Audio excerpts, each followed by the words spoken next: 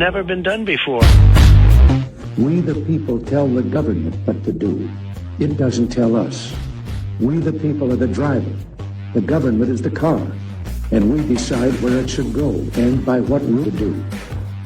We the people are free. And I hope we have once again reminded people that man is not free unless government is limited.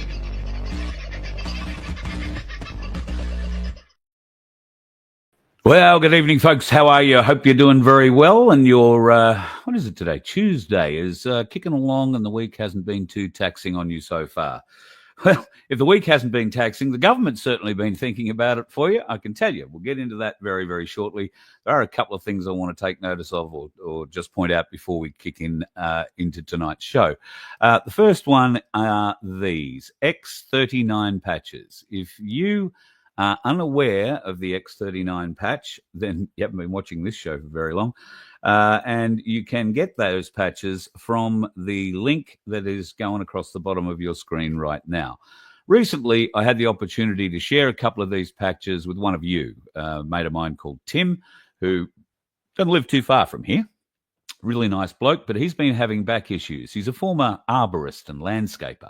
So, you know, man, though I think whole family were in the forest industry for many, many years. So he's done a bit of damage to his back. He's got a bit of arthritis and a few other bits and pieces, and he's been a bit off his feet, so to speak.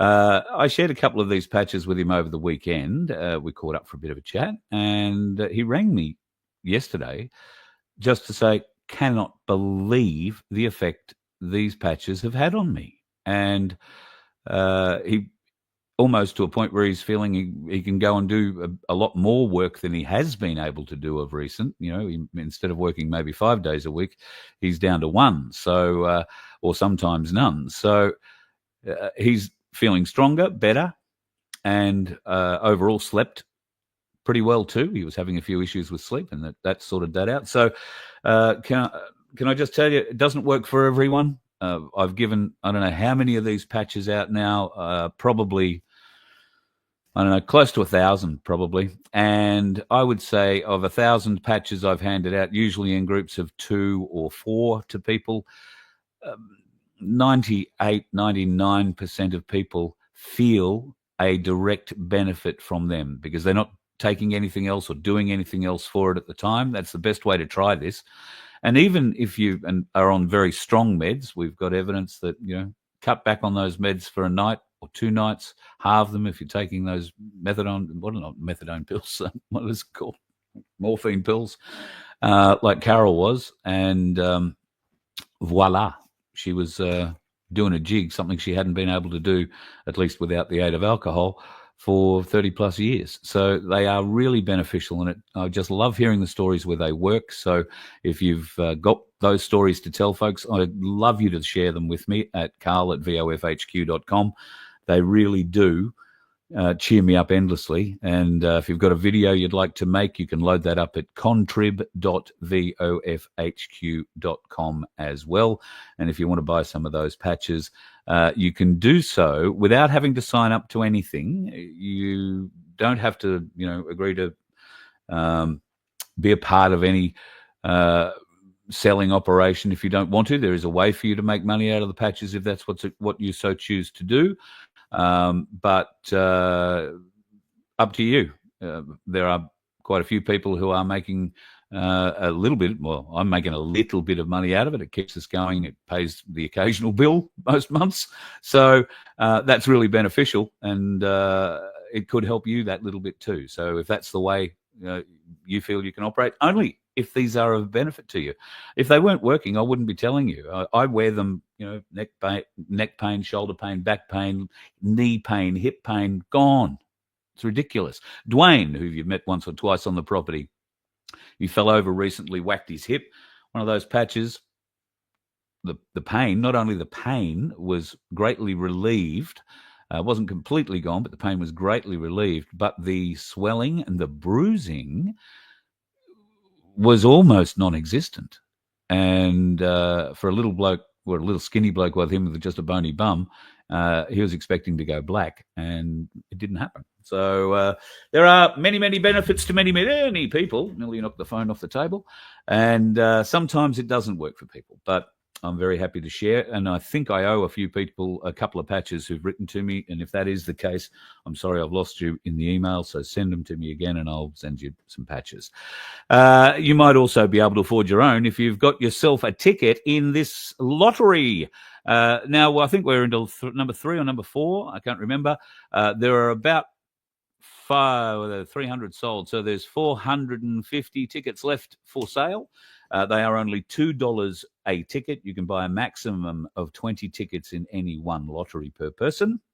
And we would love to be able to give you $750. Phil was one of the last people. I think he was the last person who won. And, of course, the beneficiaries in some manner, small, not, well, it's not small, but it's not large. It's not the hugest amount. But it will be if we can get more people buying tickets in the lottery, because we're just going to keep feeding money to the donkey sanctuary as long as we possibly can, because funnily enough, with the donkeys, they require a bit of feeding. So if you would like to help, we would love to help you win $750. You can only, as they used to say in the classics, be in it to win it. And you can get a ticket through our merch site at merch.vofhq.com and click on the $750 sanctuary link there, and you will find an easy way for you to pick up your tickets. Can't thank you enough for your involvement in that.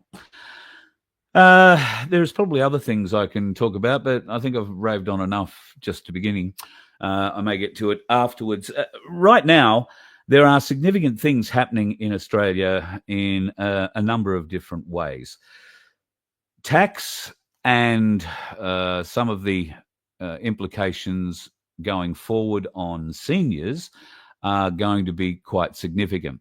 Yesterday, the Treasury, the Australian Treasury, that is, accidentally, and we say accidentally, released a document that is a report recommending the government raise taxes and slash spending if they ever want to consider balancing a budget.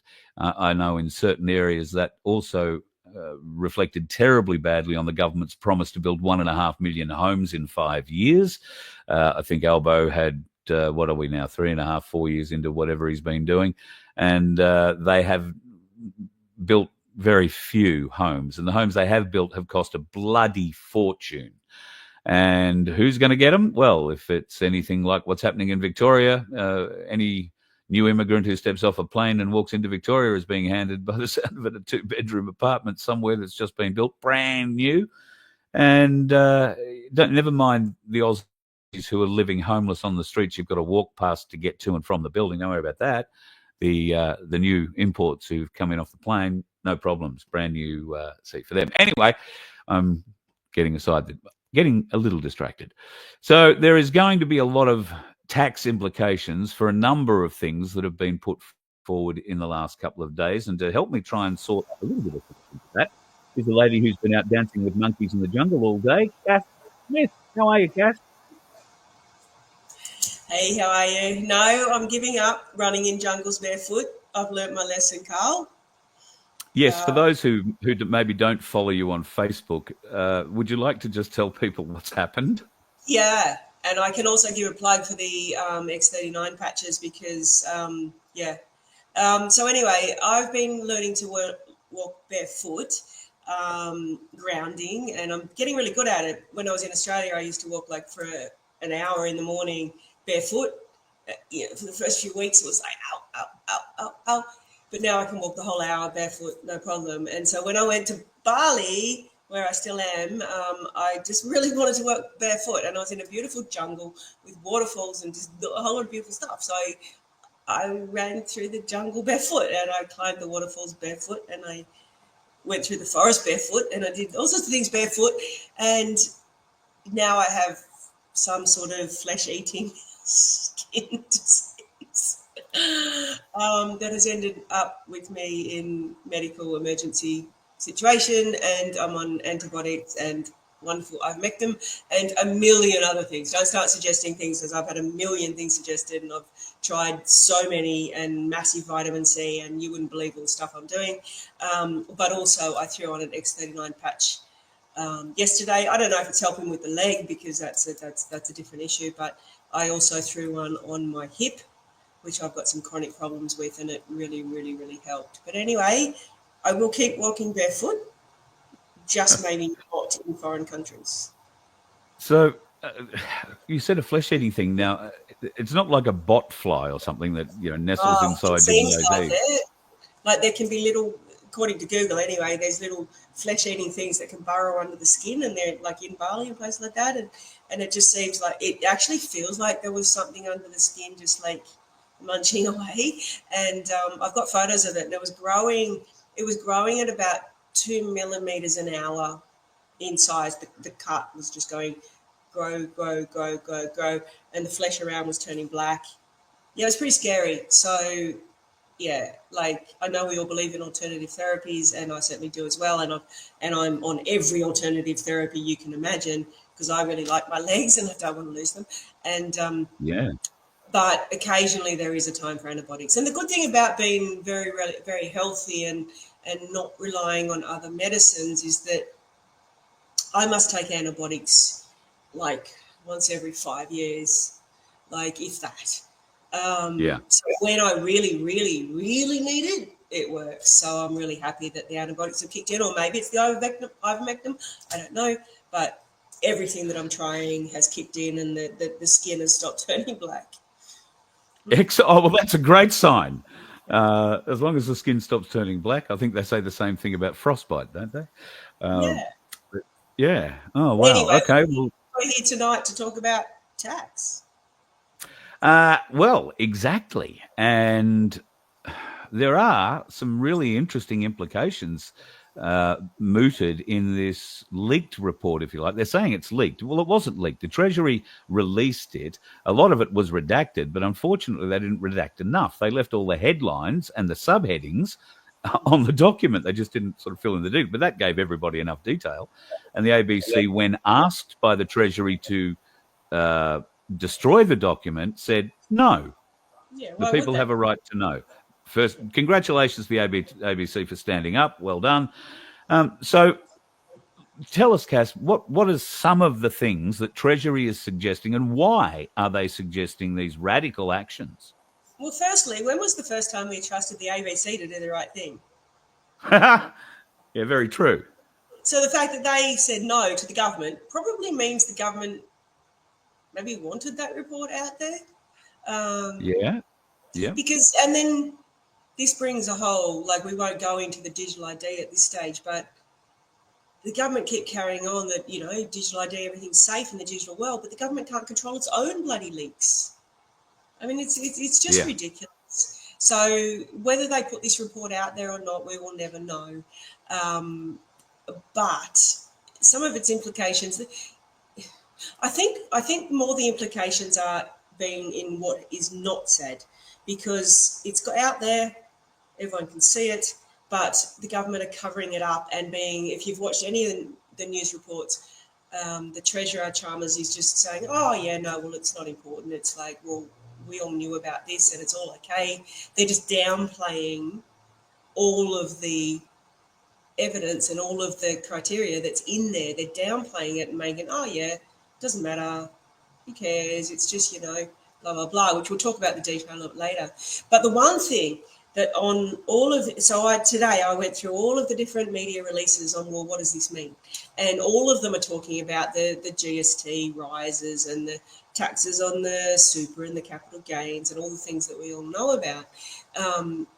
What they're not talking about is that document also contained the government wargaming horror stories on what would happen in a global financial crisis. What would happen if the US dollar collapsed? What would happen if we lost confidence in the US system? What would happen? None of the media is talking about that. They're just like, oh, let's talk about this, so that nobody thinks about this.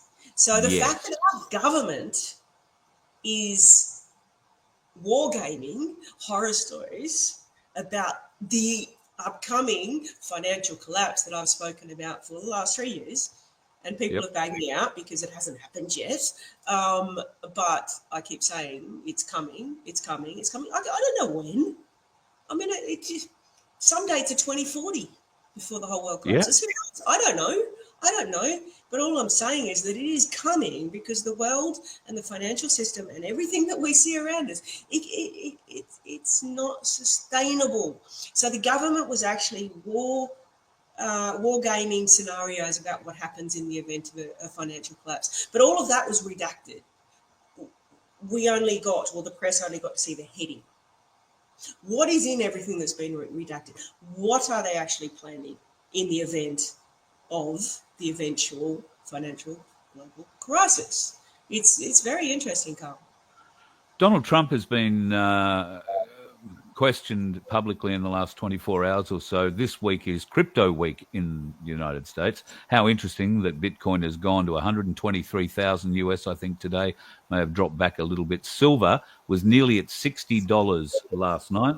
Let me just have a quick look here at Ainsley Bullion, and at the moment it's 58.46. That's gone up.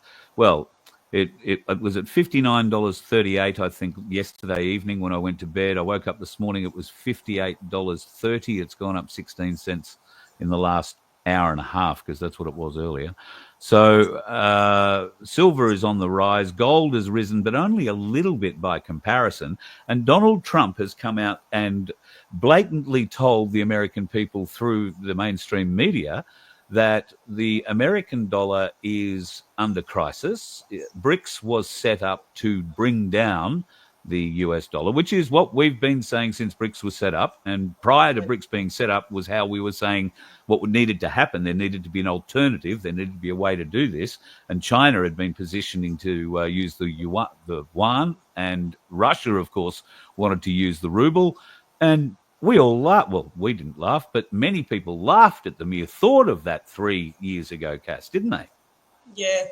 I don't think we're laughing anymore because we're getting closer and closer to what I have said is coming for so long. And yeah, Carl, you mentioned the price of silver and the price of gold, and I've actually been bagged out. For those that I actually made the cooker watch.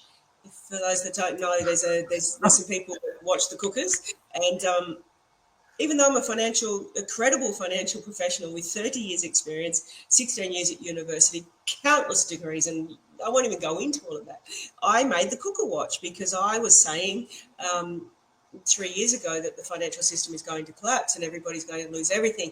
And they're saying that I'm a cooker for saying that.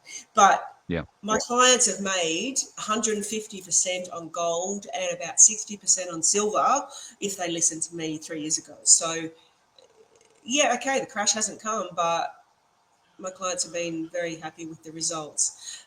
But the most important so would most of the people who watch this show for the last 3 years, because I started getting my gold and silver advice about the same time I met you, and we met Ainsley Bullion. So for folks who've been watching the show that long, and if you've taken that advice, 60% you said silver? Yeah, on silver, and 100. I think it was 148% or something on gold since I first started saying get gold, get gold, get gold, get silver, get silver, get silver. So yeah, some clients are just overwhelmingly happy with me, the ones that started way back when I first started saying it. And something like I always pride myself on, I don't make any money out of telling you to buy gold and silver. I'm also very on my Facebook, I'm very, very vocal about Bikram yoga. I don't make any money out of telling you to go to Bikram yoga.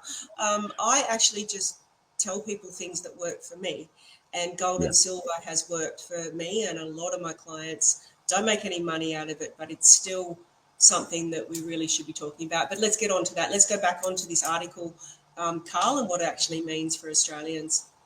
Yep, for sure. So the government needs to balance a budget. The government have proven, at least this one, to be a god-awful investor, and their ability to plan seems to be non-existent. Why would the people leave or trust their money in super or anything else to do with government to these people? Yeah, it's gobsmacking, isn't it? Yeah. So I actually used to I used to watch the budget every year. I still try to, because there is so much in the words that are said that are not in what media then report. So I like listening to it. And I had my 12-year-old child, my youngest, actually watch the budget with me. And he actually described it. I said, "What does this mean, buddy?"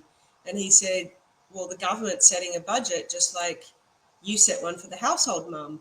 You have the money coming in and then the money coming out, and it's got to equal because otherwise it's not sustainable."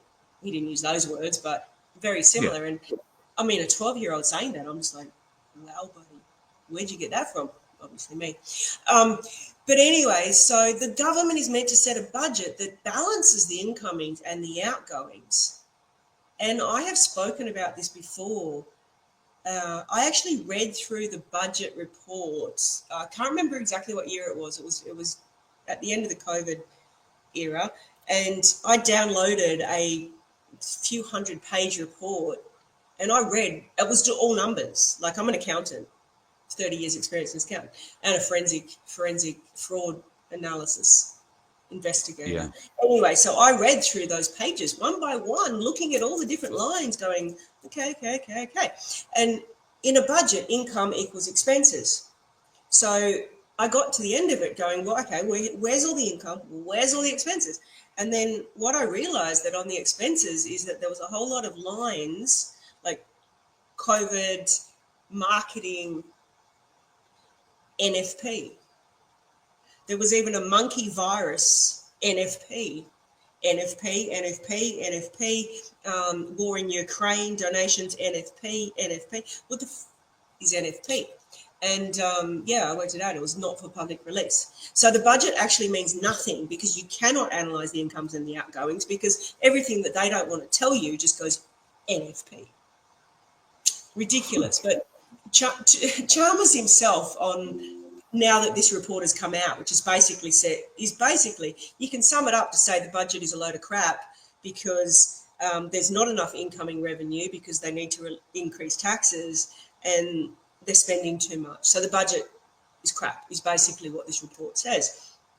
Chalmers, this is his quote: "We'd rather have a big, ambitious, difficult target and work around the clock to meet it than continue the approach of our predecessors, which was to build too few homes."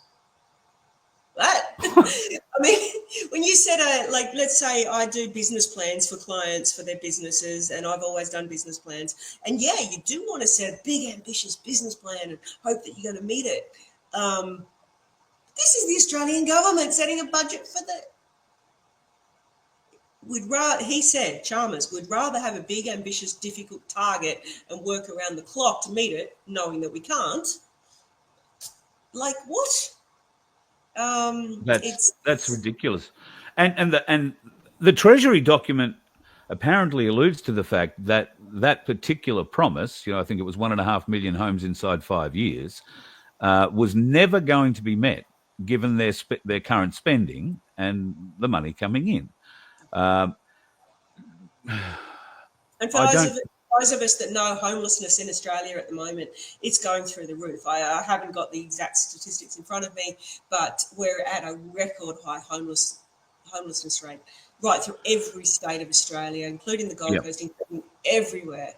And thank God the Supreme Court in Queensland, at least, has ended the Moreton Bay Council's campaign of evicting people from the parks, from the public parks. The Supreme Court has said they can't do that any further. I'm sure the council will be appealing, but no more excavators rolling through there, or the Gold Coast parks that have got folks who are living homeless. That isn't the case, as I mentioned at the start of the show, for a number of new arrivals in Australia being handed the keys to brand new units in Melbourne. But let's be honest, it's Melbourne. Who the hell would really want to go and live there if you had a choice to go anywhere else? I'm not dissing people in Melbourne. I grew up as a Victorian. I just can't abide the people who seem to be running the place. Ashu wanted to ask a question about gold and silver, and I know it's sort of in, sort of off, and it's going to lead to what I want to ask next about sovereign wealth and what that means regarding assets. So if we had $50,000 And we don't give advice. We're not telling you what you should do or how you should spend your money or anything else. But if I had $50,000, and Cass, you tell me if I'd be right in doing this. If I had $50,000, I would probably spend $20,000 on gold and $30,000 on silver. And I'd go to Ainsley Bullion to do it. Would that be wise, or should I spend $50,000 on gold, or $40,000 on gold and $10,000 on silver? Look, you really, because once again, as you said, Carl, no one can give advice on gold and silver, not even Ainsley Bullion. So it's all personal opinion. And then that's very difficult for someone who doesn't know anything about this. But I have been investing in and watching gold and silver for, since 2010. So that's a long time. Sure. 15 years. And my advice is that gold is a very fundamental asset, a stable asset. If you look at its price fluctuations over the years, it sort of goes up, down, up, down, up, down, up, down, up, down, up, down, but generally up. And if you look at the comparison of gold to Australian property and Australian shares, gold is outperformed. So gold is a very stable asset. Like, people think that's strange for me to say that, but it is actually very stable, more stable than the share market. Silver, on the other hand, tends to go flatline, flatline, flatline, boom, drop, flatline, boom, drop, flatline, boom, drop. So there can be a lot to be made on silver if you pick your timing right, if you're at the flatline about to boom or up starting to boom. So I always, like, once again, just my personal opinion, but I was always about like 80% gold, 20% silver. But then over the more recent, like 4 or 5 years, it is quite clear. And the experts on this are Ainsley Bullion, and they do fantastic podcasts and newsletters and information. Yep.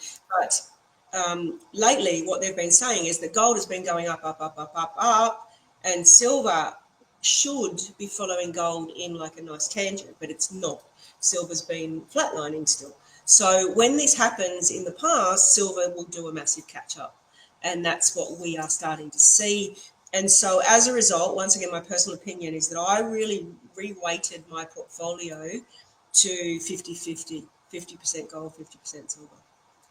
Right. Okay. And maybe just like 5% into crypto, or 10% if you're really a good gambler. But yeah, so yeah, that's where I see gold and silver. All right. Well, Ashu, I hope that helps you. And Ainsley Bullion in Brisbane or Melbourne, or go to ainsleyBullion.com.au.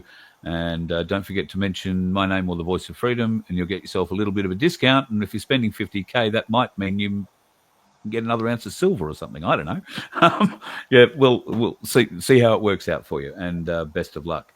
So, Cass, sovereign wealth, that really is what we're talking about, gold and silver.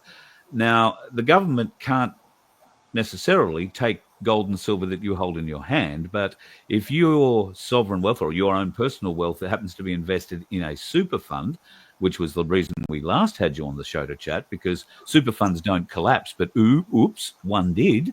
How is what the Albanese government's report from Treasury going to affect our sovereign wealth, our gold and silver? That's a two-edged question. Firstly, what that report is showing is that government is coming clear for more taxes, more regulation, and we'll talk about the seniors a bit later, but they're coming for more taxes. So when it comes to superannuation, they've already introduced the $3 million tax, or they're trying to, it's still not through, the over $3 million tax, the tax on unrealised gains. What's next? They are coming with more and more taxes, more and more regulation against superannuation. And then, and it's not related, it's separate, but it's another example of what's going on in the world at the moment, is that super funds are collapsing. So people who have their super in superannuation funds, we're looking at getting more and more taxes, more and more regulations, and then super funds collapsing. So what we've been suggesting for a very long time is that people put their superannuation by way into an SMSF and into gold and silver. I have to be really careful about what I say, as I always do, as in the government are, on one hand, as I said right in the beginning, the government are wargaming, brainstorming, situations where the whole world economy has collapsed. They're brainstorming that.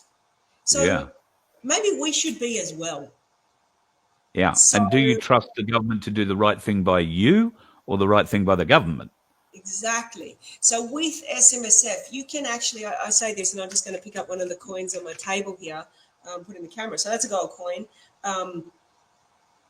You can take your superannuation out of the online system where you can't see it, it means nothing, and have it in your own hands, buried under your own bed or in your own garden or in a vault or with Ainsley Bullion or stored securely, however you choose. But then you have it in your hand so that when, and I'm going to say when, because it's only a matter of when the system collapses, your super is now in your hand, not in an online system, and that's where we're leading to. And I can't say it enough times that if you have super sitting in these systems that are collapsing, these systems that the government are brainstorming wartime scenarios for, like, you're mad, get it into something hard and physical.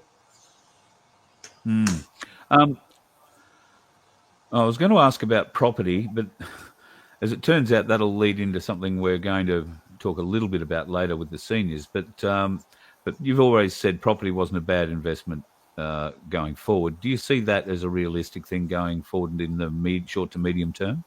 Okay, so those that haven't heard me on this topic before, I am a licensed real estate agent and I am a licensed property advisor. And the last probably 20 years of my career was helping people buy investment properties. And I built myself up to a portfolio of 10 properties, which is what I always wanted. That was my goal. And I did it a few times before and then lost it all in bankruptcies and divorces and things. But I built it all up again. I had 10 properties and in COVID.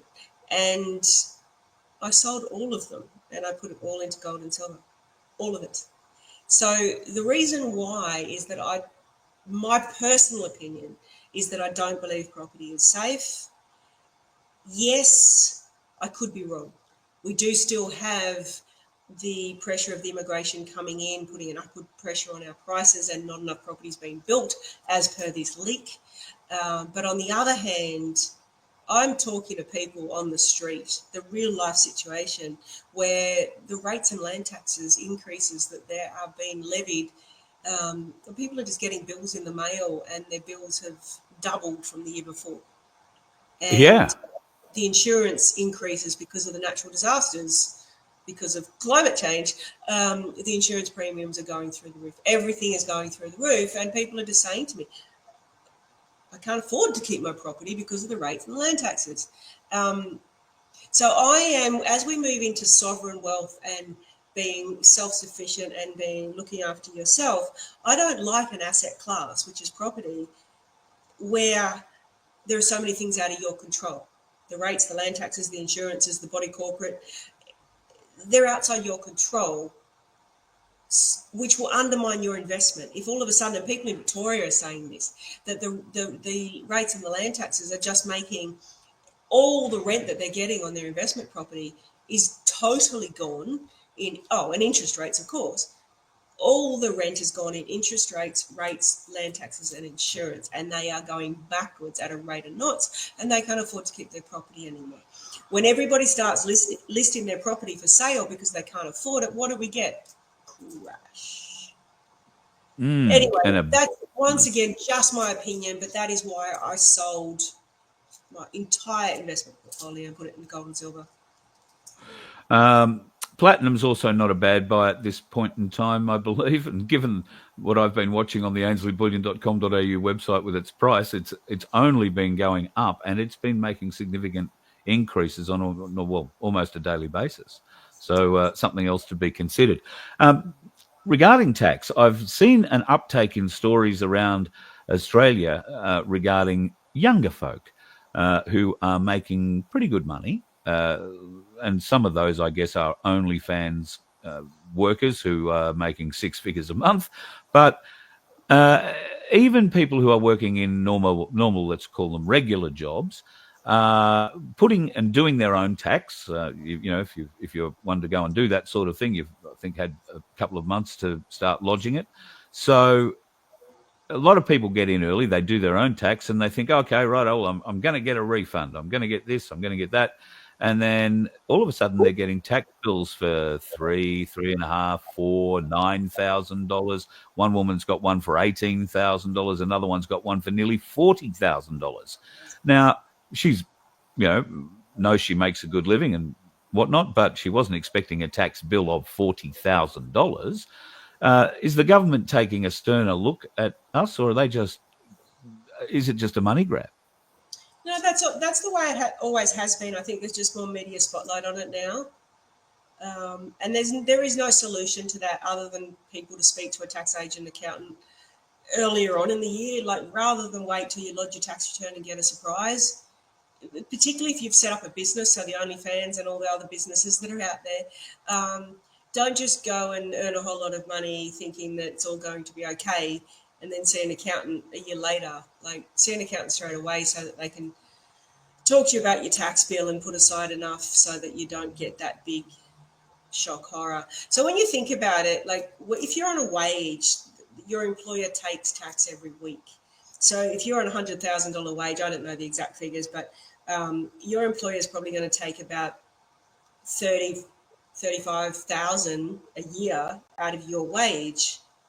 But when you lodge your tax return, you've got that credit, so you don't get a bill. That's how it works. But if you go and set up a business and you're earning $100,000, and you think, yeah, great, I'm earning $100,000, everything's great. You're not paying any tax when you're earning that business income. And so then when you go to lodge your tax return, you've earned $100,000, the government wants $35,000. Yeah. If you were on wages, you would have been paying that every single week, fortnight, month.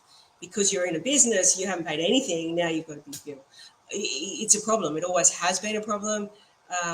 Just get advice a lot sooner about that rather than whinging about it in retrospect, I guess. What wants to know, does swapping metals incur a tax burden? Swapping metals, as in if you like sell gold. If you were swapping, as it was pointed out, Mary Jane is in the chat tonight, so she pointed out that something that Ainsley said the other day, that people are stocking up on silver now to buy gold. They'll use it and swap it to buy gold. So I'm guessing that's what that's referring to. Yeah, absolutely. So if you do sell metals to buy another metal, yes, it will attract tax on the gain.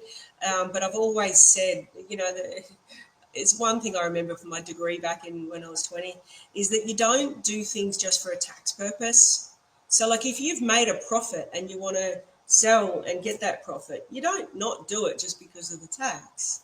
You do it anyway. And capital gains is actually the best tax regime there is, because there's a whole lot of exemptions and things you can do to minimize that gain. So if you want to sell your silver to buy gold when the time is right, once again, I say, just get advice before you go and do it, because there are so many things we can do to help you minimize that gain at the time. Don't buy, I guess that's meant to be silver or gold on a register. What does that mean? I think they're talking about if you go and buy gold and silver under $5,000, it's not on the register. But I've never subscribed to that view. Okay, if you're just buying small amounts, fair enough. But mainly our SMSF clients, they're buying hundreds of thousands. It's on the register. You can't get around it. There's no problem with that. It's like buying a property. Everything's on the register. But yeah, if you're doing small quantities, by all means, do under 5,000 and try and keep it off the government register. Yeah, but like you say, in a time where the government looks like it has its eyes on your super, and there's certainly movement already for the folks who've got higher holdings in their super, and ostensibly seen as the rich people, but soon enough, the rich people, either through political pressure or other ways, will make sure that burden is spread deeper down the superannuation scale, and it will eventually wind up affecting everybody, in my opinion. Is that wrong? Am I way off base there? Do you think the government can be trusted to just keep it to the rich people? Yeah, I've just got a message on my machine to say that something's in my machine and is going to restart it in 4 minutes. So anyway, I can't seem to stop it. But I'll answer your question, and then we'll just see what happens in 4 minutes and 27 seconds, according to this countdown. Thieves? It's counting me down. I feel like I'm going to explode. Wow. So anyway, the $3 million tax, it is an issue because like $3 million, and I've said this myself, like if you got more than $3 million in your super, well then good on you, because most people don't. Maybe you need to pay a little bit of tax. But the problem with the $3 million threshold is that it's called not indexed. So $3 million seems like a lot right now, but is $3 million going to be a lot in 20 years? Mm-mm. So, so that's how they're going to slowly, from now it's targeting the rich, but over time it will target everybody. And that is quite scary. And the other one they've brought in about tax on unrealised gains, which is, really, really devastating for some super funds that have got big assets that have got gains sitting there. And okay, it's only super funds for now, but what if they roll that out across other tax systems? So there's scary things happening in the background of the tax system. And what we've decided, now that I've on a 3-minute countdown now, is that every week we're going to talk about these issues, because I have got over 30 years experience in tax, 35 years, I think. I've got a master's degree in taxation. I spent 11 years with the tax department, and I've got a lot of inside knowledge. So I feel it's my role at the moment to be analysing what they're doing in all of these tax grabs and government policies to try and get to us so that we can, I don't know, hopefully maybe find a way around it, out of it. Yeah. Okay, so before you go very quickly, how long have we got left? 2 minutes and 35 seconds. The government have released a report on seniors that sounds very dramatic. If you are planning on retiring, if you are going into aged care, if you use medication, you need hospitalisation, there are going to be some huge changes made starting very soon. And you haven't had time to really analyse all this yet, have you? And this affects everybody, not just the seniors, because even people at my age, I've got seniors, I've got my parents. This affects everybody. It is absolutely insane. I just watched a 15-minute video on it today, and I was literally gobsmacked, just going, oh my God, this is actually the biggest change to anything I've seen in the Australian government ever. So I didn't want to talk about it tonight because I just haven't had my time to get my head around it. What these people were saying on the video was just like unbelievable. So I want to do a whole lot of research to make sure that it is actually true what they were saying. And we need to talk about that next week because it affects everybody. Everybody in their 50s, 60s thinking about retirement. Everybody who's got elderly parents that are over 60. I mean, just quickly, one of the things they said is that from age 67, you will need a financial planner and a psychologist to agree that you can take your super out. Wow. Like what? Wow. You need a mental If that's health not incentive. You need a mental health assessment to make sure you know what you're doing if you want to take your super out. So let's talk about this, Carl, next week because I will be on fire with that one. It is insane what they are planning for our seniors, which is all of us in the future, and our parents. That is frightening. All right, we'll talk about that next week. Maybe this time next week, next Monday, if you're available. Yeah, for sure. All right. How long we got left? Today's Tuesday, isn't it? Today's Tuesday. I beg your pardon. Next Tuesday, then. It's Tuesday. I've got 25 seconds left. I don't know what's going to happen because. Like this just popped up. No, I think we should just keep hanging for the last 15 seconds or so to find out what's going on. People, if you want more information, freedomffs.com.au. If you have big money or money in super and you'd like to get it out and put it into something that you control, then go there. Mary Jane and the team can look after you, and they're great. Here we go. What's going to happen? That looks like it's. Thank you, and good night from Cass, by the look of it. She's all gone. Thank you, folks, for the comments that are in there tonight. Jody Lowe has made a comment. Jody, why are you using Freemason witchery words? You appear not to be a stupid man, but why would you phrase what you have phrased in the way you have phrased it? Where have I supported the elites? All right? Or have multi-million-dollar super balances? Where have I supported that? And even if I had supported it, what's wrong with people who have worked hard all their lives to establish a decent super balance? And why wouldn't I want them to be concerned about theirs being $3 million or mine being less than 30, not million, just 1,000?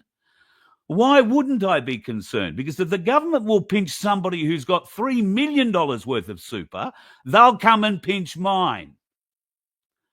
So it's not anything to do with supporting the elites. And you've just given me a whole range of reasons why I might take an interest in you now, because that way you phrase that is exactly the way a Freemason phrases shit. They accuse you of things. They paraphrase what you say, or they simply do not understand it. You don't appear to be a stupid man. Please don't exercise your stupidity publicly. Very annoying. Thank you. I'll end you there. You can feel free to stay in the room, up to you, but I just don't see your point. Nobody's supporting the elites.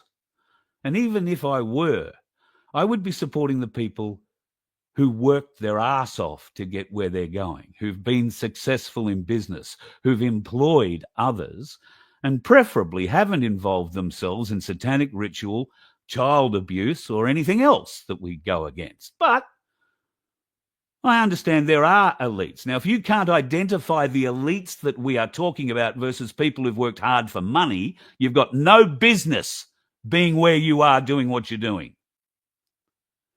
You know the elites. You used to work for them. So don't start trying to... And you've tried it a few times, and I'd usually just ignore you, but you're starting to give me the shits. So don't bother. All right. All MPs and senators have probably sent their assets overseas to tax havens. You couldn't be probably more right about that, I would suggest. There'll be a whole heap of crap things that they've been sending over. The elephant in the room is Trump bringing down the Fed. Yes, that is. But is it the elephant in the room? There are more moves today. Trump's talking crypto up in a huge way. He is trying to rebuild faith in the American dollar, particularly for Americans, but generally in the world. Is that going to work? I guess it remains to be seen, but it will be an interesting battle over the coming days, and we're going to see a lot of it in the precious metals markets. So once again, I would advise, my advice is always, get a little bit of it. Get whatever you can afford of it. If you can share a little bit of that knowledge with others, then you're only going to help them. That's what this is about. It's not about supporting the elites. I mean, next thing, no, I'm not even going to bring that up. I'm just having a bit of a scan down here. Thanks, Crunch. Well, see, Jody, you're getting the idea. If you're reading the comments, you don't get a lot of support for what you say. And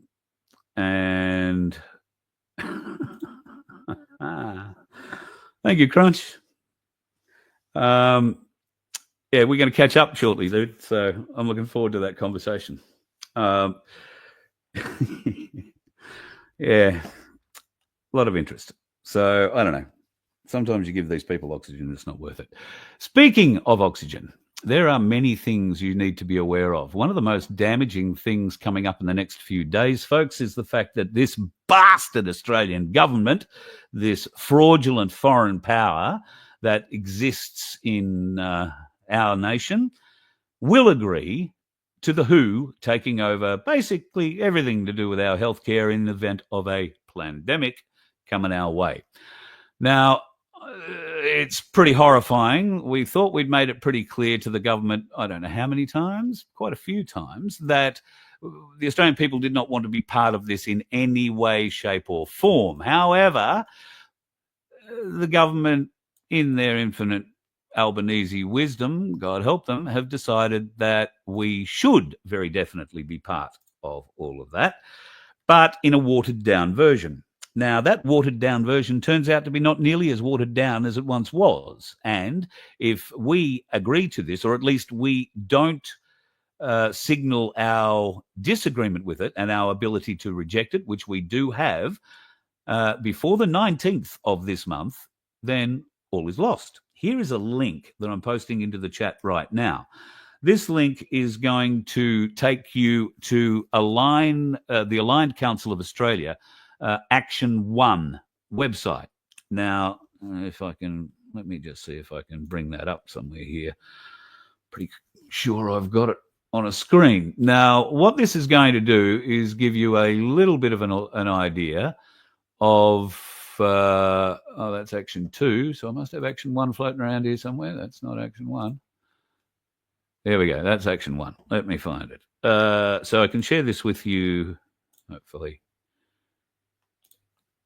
There. Okay, this is a petition that you can sign. It's going to Mark Butler, and you just hit the Learn More button there, and you will get a bit of an idea on the letter. Well, I can show you, I think, the letter if I find the right screen. Or actually, let's just click the Learn More button. So the Honourable Mark Butler, I'll try and shrink that down a bit so we can all read it. There's just over 44,000 signatures. That means there's been 2,500 signatures today on it alone. We need you folks to sign this. Go here and get a hold of this letter. It's very easy to sign, just your name, your email address, and God knows if you're willing to sign whatever documents to send to the government, you may as well put your name on this one, because at least this one may have a benefit for us. It may not have a direct benefit immediately for us, but in theory, I think, at least in a court case going forward, it might have a very significant benefit. So that is Action 1, and I do have an Action 2 thing that I'll post up for you as well. Oh, bloody screens. Let's copy and paste that. Typical bloke, can't do more than one thing at a time.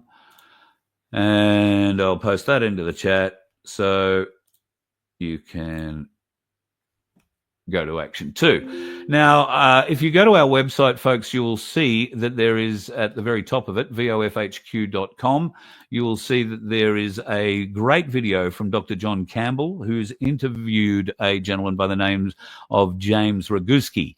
Now, James has written a very, very interesting Substack about this WHO and all the WHO amendments that we will be aligned with if we allow the Australian government to sign us up to this god-awful treaty on the 19th of July. Now, if you go to vofhq.com, you will be able to watch that interview, and I can also post you, in fact, I'll do that as well. I'll post you the Substack address in the chat to James Roguski, or Roguski, I'm not quite sure how you say it, and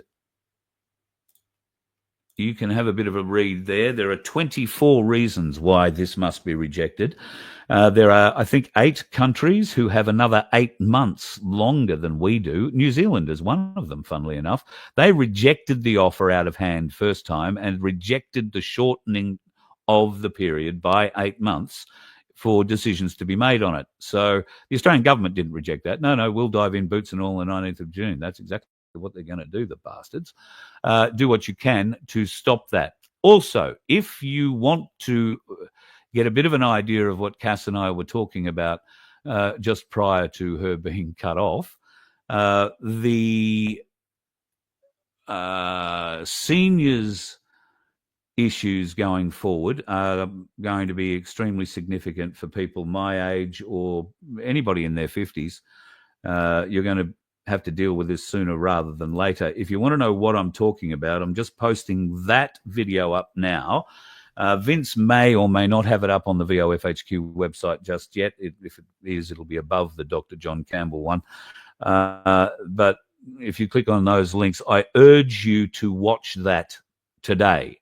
I urge you to share it far and wide with anybody your age. This is no conspiracy theory here, folks. This is a plan they have going forward, and it will horrify you It will absolutely horrify you. When I sent this to Cass today and said, can you have a listen to this and see if you're as worried about it as I am? She came back and used the words gobsmacked, horrendous. We must, fight this. So it is a very, very significant video. Go and have a look at that. The last one I just posted up in the chat there, and yeah, we'll see what we can do, because we're going to need to fight that as well in a very, very significant way. What else did I have to talk to you about this evening? Have I mentioned the lottery? We are, let me see, how many tickets are we away from? We're still a bit under 450 tickets away from being able to make another draw. $750 in your kick, and a lot of the other side of the money goes to the Donkey Sanctuary. It helps us keep the Voice of Freedom going. One of those bills that I have to pay, and I'm still fighting with Telstra over my iPad and a variety of other issues. One of those is a $350 bill I get a month every month just to keep the telecommunications alive here. So any little bit you can do to help us helps keep us on the air, keeps us trying to give you the information, and gives you the ability to reach out if you need help. And, we do connect people who can help if you need it. And I'll do everything I can to help. That's what I'm here for, I think. So, and I can't thank enough of you who help us. And when I say us, I mean we have a very small Voice of Freedom family, Vince and I. It's basically Vince and I. Well, it's probably more me than Vince too, if I'm honest. But I like to think of Vince as very much part of the family. And if Vince needs help, he gets help. Thankfully, Vince is very rarely in need of help. He's not terribly well at the moment, though. He's been coughing and spluttering. The whole family have caught colds. So if he's been a bit vacant here, it's probably in part because of that. And he's been working some very long hours for my place, who are restructuring and doing a few internal changes with the Unity Hub. If you're not part of that yet, get a hold of it. There is a wealth of information being shared in there, and a whole heap of different the links, put them in the comments later. Thank you, anyway, whole heap of information. What else did I have to mention to you tonight? I don't think I've got too many videos tonight. In fact, I don't think I've got any videos tonight now that I mention it. Well, let's face it. We're getting towards the end of the night. I probably can't play you this whole thing. It'll copyright me. I was going to play you a bit of George Carlin. In fact, I was going to play you 4 minutes of George Carlin. I might have to go and cut that up and play it to you in segments so I don't get banned. If you'd like to help us out at vofhq.com, you'll find a donate button, or better still, we would love you to become a member. You can do so for as little as $2.50 a month, I think it is. So if you can help out, that would be awesome. If you can help the Donkey Sanctuary and us out at the same time, you can just go and buy a lottery ticket at merch.vofhq.com and click on the link that says 750 Sanctuary Lottery. And Godspeed, good luck to you. I hope you can take out the win, and the money is helps you out in a time where you greatly need it. Maybe you need to pay your car registration. There'll be news on car registration for those of you that pay it in the not too distant future. And I'll tell you a little story about a recent... No, well, I think I may have already told the story, but we'll reshare the story. A very interesting issue with car registration that I've been through recently. Confusing, should I say. At least that day, I wasn't the only dickhead on the road. And there's something to be said for that. Be safe. See you tomorrow. You let one ant stand up to us, then they all might stand up. Those puny little ants outnumber us 100 to 1. And if they ever figure that out, there goes our way of life. It's not about food. It's about keeping those ants in line. That's why we're going back. Does anybody else want to stay? Let's rock!